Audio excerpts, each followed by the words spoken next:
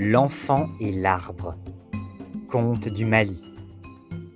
Il était une fois, dans un village, un homme riche, très riche, qui possédait beaucoup de troupeaux de vaches, de chèvres et de moutons. Il n'avait qu'un enfant, un garçon, encore très jeune, et dont la mère était morte après lui avoir donné la vie. Quand le vieil homme sentit venir sa propre mort, il s'inquiéta.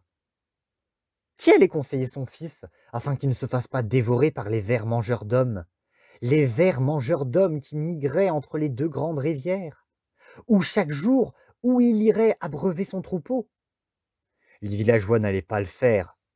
Au contraire, ceux-ci jubilaient déjà à l'idée de le voir mourir, lui et son jeune fils, dès le lendemain dévorés par les vers mangeurs d'hommes. Ils allaient ainsi pouvoir se partager ses troupeaux. Il décida alors de confier son enfant à un arbre, un vieux caïlcédrat. Je vais mourir, Dit-il. je te confie mon fils, afin que tu le conseilles. Puis il mourut. Le lendemain matin, avant d'amener ses troupeaux au pâturage, le jeune garçon vint parler à l'arbre. Mon père m'a confié à toi, grand arbre. Dois-je conduire mes animaux à Toubalitou ou dois-je les emmener à Diabalidia? L'arbre secoua 3 fois ses lourdes branches couvertes de feuilles, et il laissa entendre. Va à Toubalitou, ne va pas à Diabalidia. Les vers mangeurs d'hommes seront aujourd'hui à Diabalidia. Il amena ses animaux à Toubalitou, et le soir, il revint sain et sauf au village. Les villageois étaient étonnés et furieux. Quelqu'un avait dû conseiller le garçon pour qu'il ne se fît pas manger par les vers. Ils allaient trouver qui?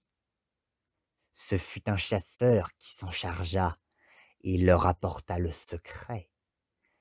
Et tous ensemble, ils abattirent l'arbre, le brûlèrent et jetèrent ses cendres dans le fleuve.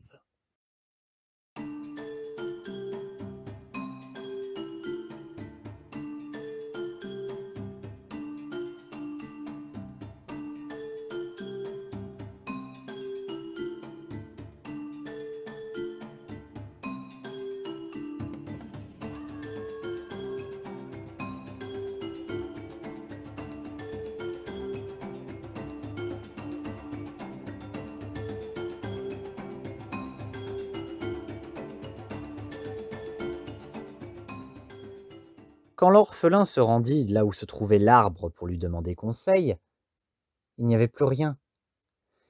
Il pleura alors et chanta quand même sa chanson. On ne savait rien. Et ce fut une tourterelle qui lui répondit, et de nouveau, il rentra au village sain et sauf. On s'étonna de nouveau. On était furieux contre le chasseur. Il avait menti. Le chasseur leur révéla de nouveau le secret et leur promit de tuer la tourterelle. Il ne le put jamais.